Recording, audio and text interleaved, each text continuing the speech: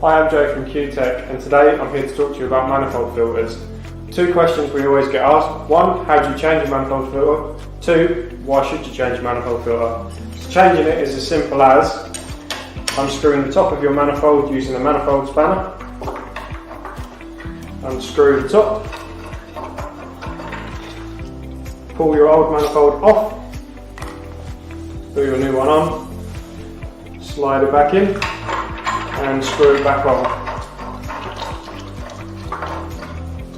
Obviously making sure that we nip that tight again. So why would you change a manifold filter?